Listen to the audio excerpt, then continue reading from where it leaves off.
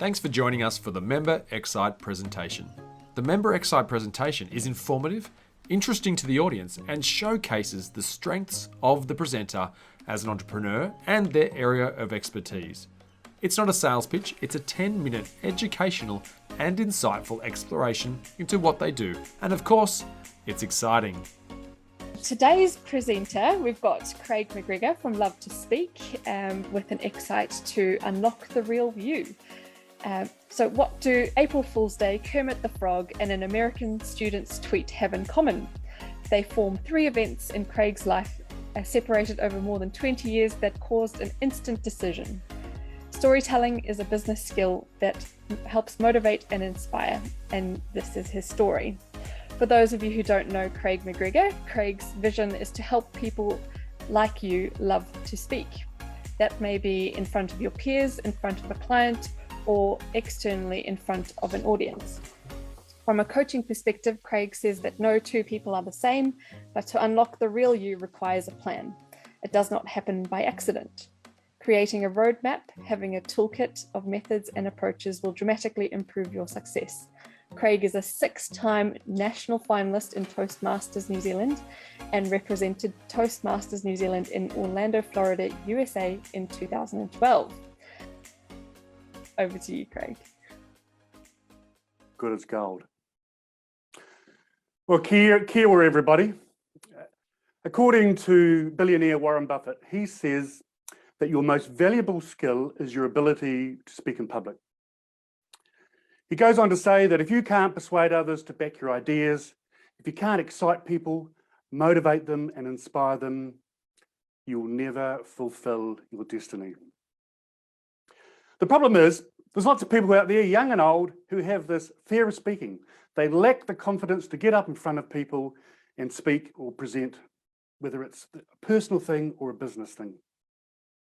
The solution, obviously, this is what I think, is to have a range of strategies that are going to overcome those fears. Because I can tell you now, the benefits of that is going to pollinate every single aspect of your life. My claim to fame, as Candice mentioned, I managed to make the semi-finals of the World Championship of Public Speaking in Orlando in 2012. Interestingly, another person in that contest with me became the world champion 2 weeks later. It was a wonderful time for me. But this year, my strategy is about unlocking the real you.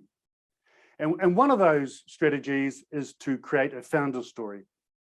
And this, ladies and gentlemen, is my story, how I made an instant decision that took more than 22 years to make. Can you remember a speech anywhere that you would consider the most amazing speech you've ever heard? Can you remember who it was? Can you remember when it was? Can you remember what they talked about? For me, this happened in the mid-1990s. I was at a conference here in Dunedin for the insurance and investment organisations. And the guest speaker, or the keynote speaker, was an Australian author by the name of Bryce Courtenay. You may have read some of his books, the most famous one being The Power of One. But the one I want to reference is this one here, April Fool's Day. See, back then, his son, who was 23, he died on April Fool's Day from AIDS. Not that he was a drug addict or anything like this. He suffered from haemophilia. And if you ever learn about haemophilia, it is a nasty, nasty disease. But I hadn't really heard a lot of speakers, not in that kind of setting. And this guy, he had the power over the audience. You could have heard a pin drop. The lady beside me, she was bawling her eyes out. I mean, she had her head in her knees, and I was choking up. But Bryce was an angry man at that point. He had lost his son. And there's one thing that I remembered since then, and I've never forgotten it. He had this quote. He said, by the time you walk out of this room, you're all going to be the same asshole you were when you walked in here. And I thought, oh. You see, he hated motivational speakers. He had this belief that people came in to see and hear motivational speakers and they'd walk back outside and just do nothing with their life. So I kind of made a pact with myself that when I heard a speaker or went to a conference, I was always going to get something out of it, not be like Bryce. The second thing that happened almost 10 years later was at a conference in Australia.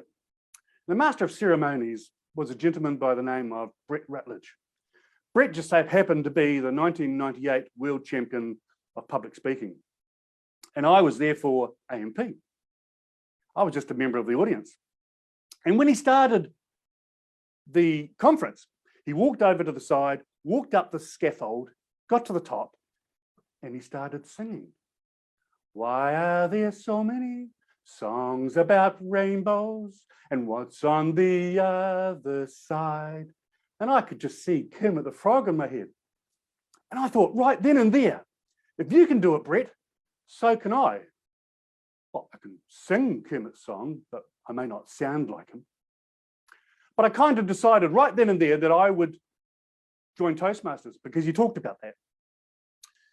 Unfortunately, Bryce Courtney's kind of vision came in to play. And I walked out of our conference and did absolutely nothing about it. Until 2018. I was listening to a radio show which was being compared by Jim Mora. Well, Jim, to me, Jim was famous. When I was in my teens, he used to be a local DJ on Radio 4XO in Dunedin. He was famous. But now he's in a national job and him and me are a lot older. And they were talking to local executives of Toastmasters New Zealand and talking about the fear of speaking. And then there was this quote, this tweet from this American girl. And she said that teachers should stop forcing their kids to speak up in front of class. They should be given options not to. And that tweet received about 150,000 retweets and 500,000 likes. And because I was doing what I was doing, I thought, oh, that's not really reality in life. You know, when you leave school, business is quite cruel. But he got to the end of that radio show and he looked at me and well, I felt like he looked at me and he went, well, that's a job for someone. And this kind of 20 years just came rushing up at me. I got home that night and I said to my wife, darling, I'm going to write a children's book. I'm going to write a book of questions, and then I'm going to start coaching people in the art of public speaking. What do you think? Because I won't do it without your approval. And she just looked at me and she went, I am sick of hearing you talk about it. The next day, I walked into work and I resigned. Well, about a week later, I had my head in my hands going, what have I done? But right at that moment, I was reading a book. This one here, Unfair Fight by Sam Hazeldine. And one of his chapters was about deciding. And this is about committing to action, committing to speed, to commit to whatever you need to do once you've decided. That you lean into that discomfort, you keep your personal integrity and your values, but you have to burn your boats. You know, can you imagine me? I was sitting there going, right, this is what I want to do. And then I started going, well, maybe I need a plan B. What if this is not going to work out? And I sort of started thinking about plan B, and then I stopped focusing on plan A. So one of the hardest things that we all can do is actually decide and then be brave enough to burn your boats. Go all in. Because as soon as you've got plan B, you're sort of saying to yourself, not yet. The second one was about love. Love your business, love your products and services, love the people in your team and your customers. Right? And have a vision that inspires and keeps the fire going in your belly. And have that at every point of your contact. You know? Have you got a vision that is 10 words or less? And if you said your vision, Would an 8-year-old understand it? And I would question, if you can't get your vision down to 10 words or less and have an 8-year-old understand it, your vision doesn't have clarity. The third thing was about mindset. And of course, our subconscious mind is about 30,000 times more powerful than our conscious mind. That's why we have to keep on activating our thoughts. This is why we come to these meetings, to get us going. We sort of know in the background what we have to do. But it's about saying it, about being it, and doing it. You don't have to worry about life being perfect. Doing something is more important than doing nothing at all. But it's also, I mean, I had to go from sort of dabbling in Toastmasters to actually trying to be a master when it comes to helping other people love to speak. But also having a gratitude mindset that this time is right on time. There is a fourth thing that is more important than all those three, and that is to stack your corner. We can never be successful without other people. But from a mindset point of view, it's about developing your own education, getting around peer groups like this, who might give you advice and support, finding someone who is a good teacher for you, a good mentor, and expose yourself to new ideas. I mean, when I started out in business, I never thought that online would actually be something that I have to consider. So here's my first book that I got going. How to Save the World. This all happened in a sunroom in my home. Well, the naming of it. And after a wee while and some marketing research, they told me to get rid of that fella on the front, that handsome one, quite dapper one, and change it to look a little bit better. And I shifted myself to the back. It's 1,408 questions designed to help people get talking. But the big one for me was my children's book. It took me a long, long, long time to find the illustrator that was able to draw my vision. When I sat down with her and said, this is my vision, I want kids to get excited about speaking and reading. I wanted parents to be able to read to their kids and have to actually do stuff, make noises, do stuff, and actually they would teach themselves as they teach the children. This was the whole strategy in this book. And I asked her to give me a one-pager, and this was it. Soon as she drew that for me, I knew she understood my vision. And that picture became the center page. Of course, that's my granddaughter. That's your granddad. That's your dog. We had to take Garfield out because that would created issues. But my favorite picture is this one here.